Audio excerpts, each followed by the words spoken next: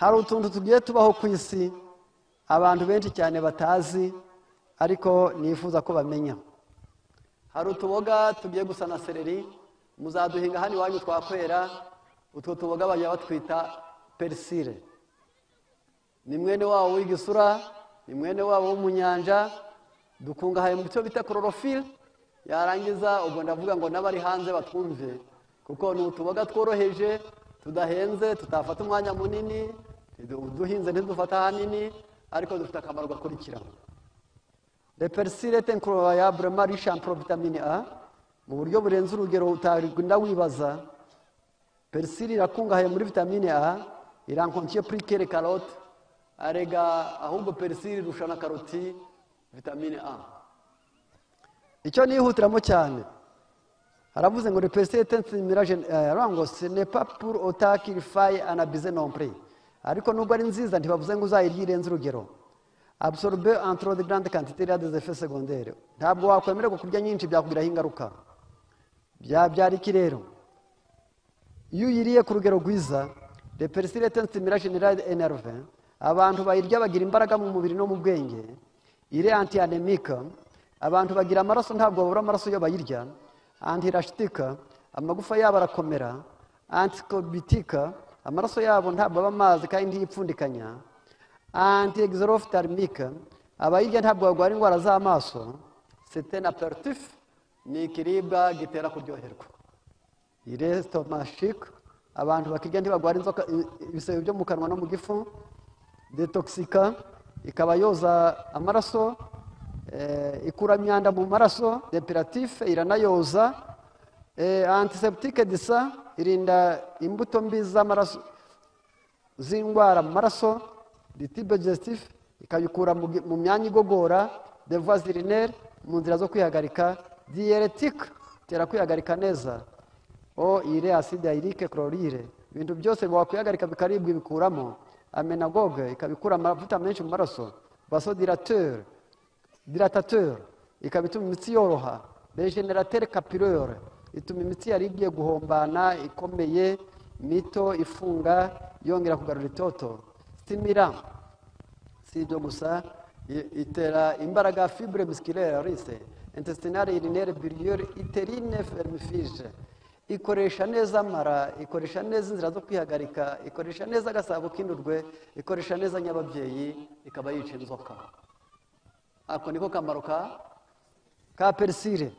Rero hari igihe bayihuza n'ibindi kugira ngo nibura abantu bayikoreshe inabagirira akamaro. Muri kino gitabo cyo kindi kiranasomaga cyitwa Manger guérisser, iki cyo ngiye gusoma cyitwa Santé par la plante.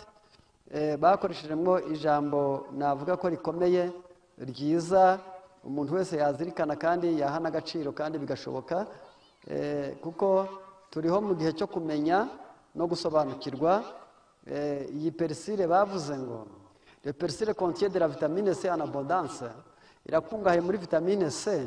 Il nettoie l'estomac, stimule la production du sucre gastrique, yoza igifu neza kandi gatuma igogo indurwe ziboneka zihagije mu gifu.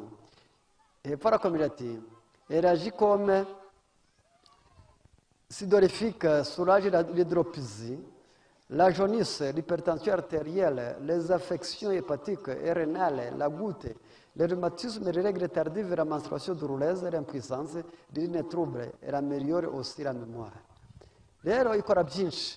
Aravuze ngo ituma umuntu asohora imyanda mu maraso, igatuma umuntu atabyimbagirana, umuntu ntagware kaneke, umuvuduko we ntagware indwara y'umuvuduko, ntagwara umwijima, impyiko zikora neza ku bwa persile, ntabwo abyimba ingingo ngo agware gute, ntagwara rubaga impande, imihango ntihagarara adatwite, ntaribwa mu mihango, umugabo n'umugore ntibabura ubushobozi bwo kubaka urugo, ituma inkari zimera neza, ikaba ituma umuntu yibuka neza. Ngako kamaro ka persile. Noneho hakaba akandi yihuzwa nako bita concombre, kameye kumera nk'uduhaza. Mu Rwanda turahari twinshi kandi u Rwanda rwinshi cyane, abantu benshi bagara mu masoko. Le concombre est un diurétique efficace.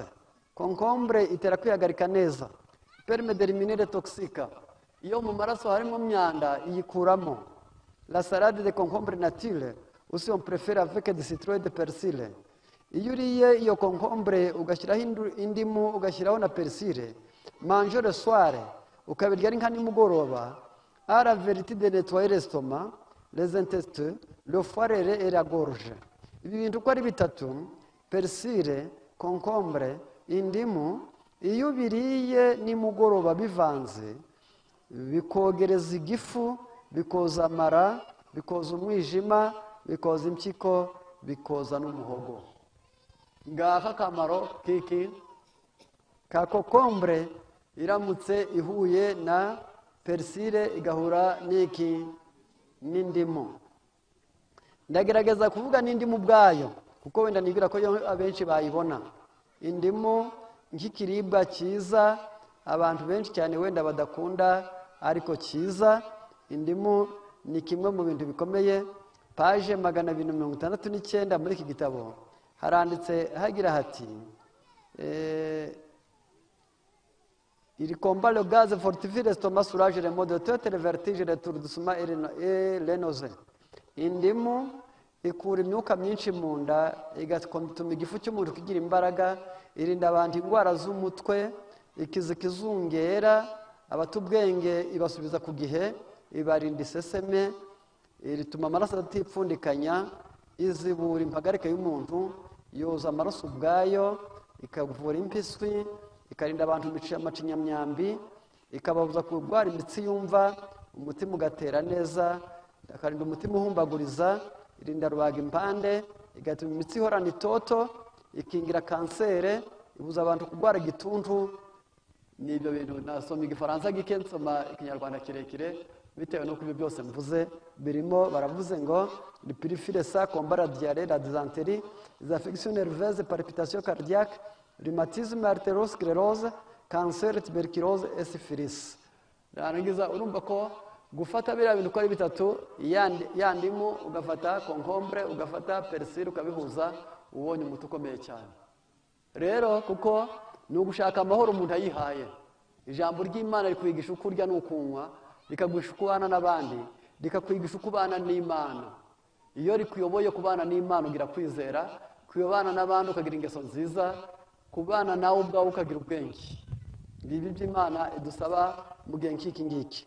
Ntabwo kuko nababwiye ntabwo ndibuje ntinda kuri buri kintu, ahubwo ndashaka ngo nibura ngana ku musozo nsome aya magambo mu gitabo cyitwa ubutumwa bwatoranijwe umuzingo wacyo wa kabiri. Haranditse hagira hati haranditse ibyo bita le salut par union avec le Christ. Agakiza kagera ku muntu iyo yiyunze na Kristo. Agakiza kagira gate? Njya ntangara abantu bashaka kubana na Yesu mu bigaragara ariko mu by'umwuka bakanga. Sibyo? Isi nibizuye ni ibyande. Nibyo Uwiteka isi nabagize bate? Wowe uri uw'Imana nibyo ufite n'ibyiki. Iyo ikubwiye kuyisenga ntabwo bikugoye, ahubwo bigira ngo ayo mahirwe yaguhaye akuyoboke. Mwakurikiranye neza. Murabona abagabo benshi cyane twakwisemo udukoti. Haryo wakuraho intugu twaberwa. Twakubisemo udukweto. Wakuraho ibirenge byacamo. Abadamu ndi kubona bambaye utubruze. Wagira ngo mwe kugira amabere mwaberwa. Buriya njya ntangara umuntu afite igishoro Imana yamuhaye kandi agasuzugura Imana. Aho ishema rye n'icyubahiro cye abikesha iki? Abikesha Imana. Nta mpamvu yo kujya bakubwira Imana ngo yiterere hejuru, kuko no kwiterera hejuru ivuze ngo mpe igishoro cyanjye wayoberwa iyo ujya. Uvuze ati mpaye amaso n'ayo maguru umpe n'umurima ubutaka ndabujyanye, asigaye ngiye kubusubiza iyo nera bukuye, asigaye usigare wibera aho ngaho wibera igihanganga, cyakora ndagusigira umubiri. Byashoboka? Iyi myambaro twambaye iva mu by'Imana yaremye. Ibyo turya tubikora mu by'Imana yaremye. Gutekereza nuko Imana yashyizeho ubwonko, kugenda nuko yutse amaguru, gukora nuko yashyizeho amaboko, guseka nuko yashyizeho umunwa, kumva nuko yashyizeho amatwi. Ntibakakubwira kubaha Imana ngo usange basa n'abakugoye. Kuguhendahenda ngo uyikunde, ndagira ngo umwana ajya amara mu nda iminsi 280 akaba ari amezi 9, yarangiza muri ako kanya amaze gutandukana na nyina ibyara amaraso byamutungaga mu nda bigahinduka amashereka, se na nyina batakoze komande. Imana niyo kubahwa, niyo gukundwa, niyo kwitabwaho. None se uburazi ngo reka wenda ne kuvuga byinshi, isi nibiyuzuye n'ibyande nibyo Uwiteka, isi nabagize bate. None kugira ngo tuzabone agakiza, iby'umubiri twarabibonye, dusigaye ibyo kuzabona ubugingo buhoraho. Ubwo rero udahendahenderwa kurya no kuryama, ntuhendahenderwa guhinga no gukora, wijye uhendahenderwa gusenga Imana, jya wiyunga nayo, niyo mahirwe yawe. Impamvu sommes-nous insensibles sur nous les peuples particuliers? Ese turiyumvisha, turi abantu batiyumvisha kandi turi ubwoko bwatoranijwe, la nation sainte, ishyanga ryera. D'amour inexprimable que Dieu a marqué envers nous. Ntabwo tuya tumenya neza urukundo rutagira akagero Imana yatugaragarije. Ntabwo tuya duha agaciro urukundo Imana yagize ite yatugaragarije. Dore ibyo dusabwa gukora ni ibingibi ngo tube tubaye ab'Imana. Aravuze ngo ce qu'il faut c'est une union vivante avec Jésus-Christ. Dore icyo usabwa ni ukwiyunga, ni ubumwe buzima hamwe na Yesu Kristo. C'est d'avoir un cœur renouvelé. Icya kabiri usabwa ni umutima wavuguruwe. Gatatu, d'accomplir les œuvres de Christ dans la foi. Icya gatatu usabwa ni ukora imirimo ya Yesu ufite kwizera. Kane, labere, gukorana umuhati. Gatanu, l'amour. Ikindi ukeneye cya gatanu ni urukundo. Gatandatu, patience, ni ukwihangana. Karindwi, dusere, ni ukugwa neza. Umunane, ni esperance, aribyo byiringiro. Kugira ngo ubufitanye ubumwe na Kristo, ugomba kubanza wiyunga nawe, ugahinduka mu mutima, ugakora imirimo yo mu kwizera, ukaba umunyamuhati, ugakunda abantu, ukihangana mu buzima, ukaba umugwa neza kandi ukagira ibyiringiro. Toute âme unie avec le Christ deviendra un missionnaire vivant pour tout son entourage. Umuntu uzaba yamaze kuba umwe na Yesu azahinduka umubwiriza muzima ahamuzengurutse. Azahinduka umubwiriza muzima ahagize hati ahamuzengurutse. Chacun doit se demander avec anxiété. Buri wese niyibaze ahangayitse mu mutima ati, ai-je permis au sentiment d'envie de jalousie de pénétrer dans mon cœur? Naba narigeze nemerera igomwa n'ishyari kunturamo?